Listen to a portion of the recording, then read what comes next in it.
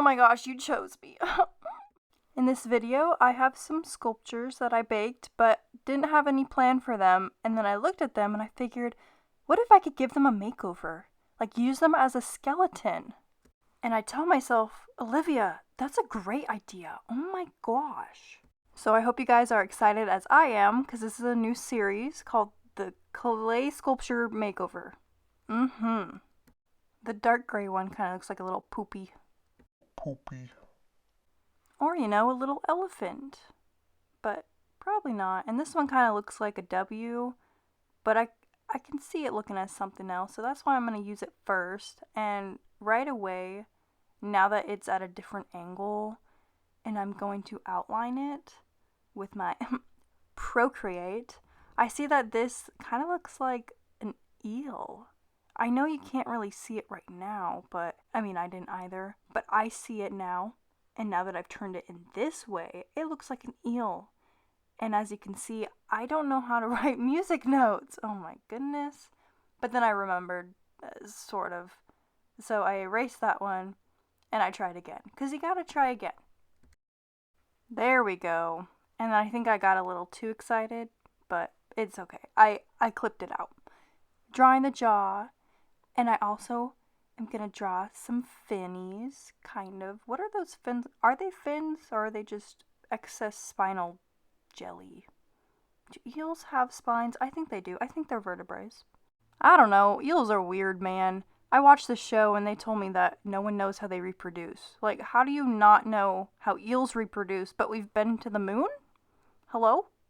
But don't people breed eels for, like, aquariums and special tanks? I don't know. Either way, eels are weird, but they're really cool. I'm going to start out using some aluminum foil to build up that body so I don't have to waste a bunch of clay. That way I can get the form I want and not use so much.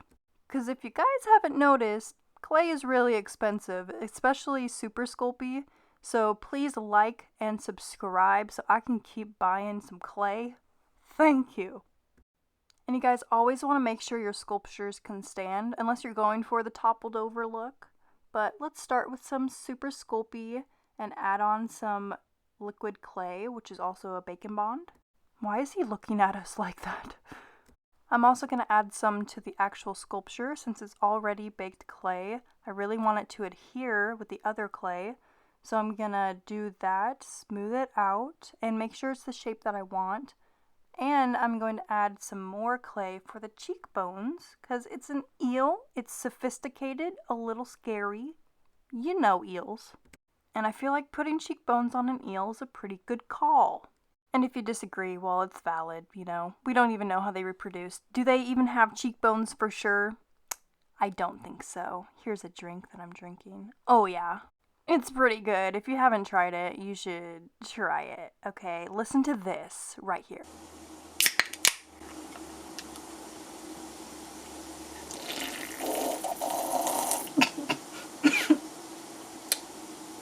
That was way too aggressive. Okay, now that that just happened, let's get back to the sculpting of this. The head is almost done. We're going to work on the eyes. I'm just indenting it with my tool here. Then I'm going to take a little ball of clay and kind of, oh yeah, pointing out my tattoo. It's a tattoo, not a bruise, not an injury. Oh, I knocked him over. Here, let's pick him up. I hope I don't do that again. I'm just going to keep rolling this out.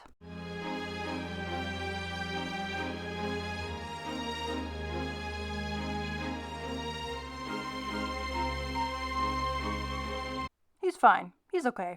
It's alright. We're gonna keep going. I put a little snake of clay, ace of clay reference right there. Snake of clay for his eyebrow or eyebrow bone. He's got cheekbones, kind of. Why not have some eyebrow bones? And look at that. His head is baked. It is nice and calmly charred to the point where it's not crispy. And I like that. He's doing a little dance. Oh, over there in the middle. Okay, I'll stop. Let's get some clay on this guy. I cut a little piece off. Kind of looks like a hand. I was mesmerized by it. I made fingers without even trying. Okay, let's switch to this tool. It gets a good chunk out. Look at that. Now we're going to mush together. I put some more bacon bond in it. And then we're just gonna keep mushing, keep bacon bonding it. I didn't put enough last time, so I had to add more. Squish, squish, squish, squish, squish, squish, squish, squish, squish, squish, squish, squish, squish, squish. Tell Sandy on the seashore about that. Okay, big noodle time. We're gonna be squishing it, flattening it, putting some lines in it, and it looks like a silly hand. I made a silly hand. Oh yeah. Well, this is getting dark. Aw, his body's hugging him. That's cute. Now we're just gonna wrap him in it and keep wrapping and adding more clay and smoothing it out. That's the first wrap. Yeah. Watch this transition, guys. Just watch. Wait. Oh my gosh. I am so proud of that. That is the first ever transition I've really done. I mean, it's okay, but it's really good for me. I think it's really good. Can you tell I think it's really good? Okay, let's move on. What are we doing now? We're inspecting it. And now we're going to use a tool and put the lines in it. Yes, and I thought it was too skinny at first, so I got some more clay and I wanted to bulk it up a little, make it look more rounded. You know, he's got to look tubey. He's an eel. He's got to look like he's got a whole body that is a tube. And there we are. There we have it. He looks more tubey. You see what I mean now? You see it? And his tail's pretty cool. It can still bend. Let me move it back. I think he's a pretty cool guy. He's a pretty cool eel. I don't really like eels that much, but this guy makes me really like them. Maybe it's 'cause he's my child now. I don't know. Let's go ahead and add those spinal jellies. I don't think that's the term for it, but I don't think they're fins either, are they? I don't know. Squish, squish, squish. And here we go. It's squished on there. Yes. Oh, he's dancing. He likes to dance. We're not done yet. We still got to add it to the rest of it, which I've done, and I've dropped him. How do I keep dropping him? I bent his poor little maybe fin. Oh. Alright, this guy can't be baked yet. We got to put some clay softener on him. We're going to soften up those fingerprints and those lines that are there randomly, and hopefully they will just melt into the sculpture and they won't be there. Doing a little wiggle. Alright, he's baked and he's primed. 1, 2, 3, 4, and 5. Wow.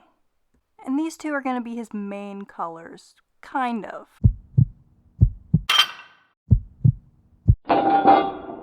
Let's mix these colors.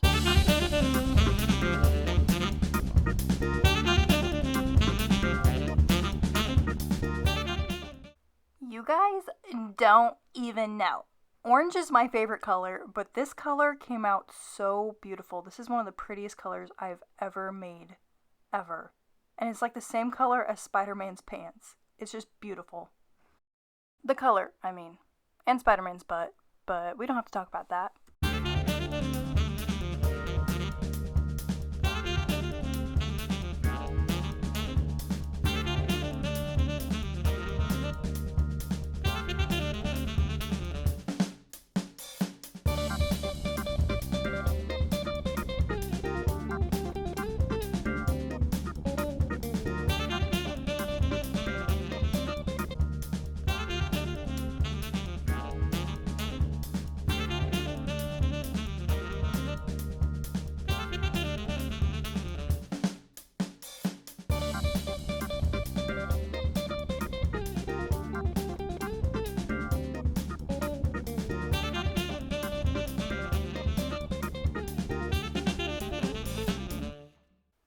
I can't with this color. It's so beautiful. I'm going to start dry brushing a lighter shade of purple now. To do dry brushing, you have to have a really light amount of paint on your paintbrush. I have a little bit more than usual for a dry brush technique, but I really wanted to add more purple onto this bluish color. Now I'm adding yellow to the spine. Before you know it, he's completely done. I'm giving him a hot dog. He deserves it. Poor guy was dropped so many times. He needs a little snack. He is a snack. He is so cute. He is so pretty. I added an acrylic glossy bond not really a bond, but a glossy cover coat. He's looking at me. What? I know I dropped you. Okay, I'm sorry. He seems a little skeptical, but that's okay. He is just so cute with his little hot dog. Oh my gosh. We went from this and we got this. Oh, I love him. Let me know what we should name him. In the next videos, we're going to be redoing this. Or maybe even little Poopy. Who knows? Like and subscribe.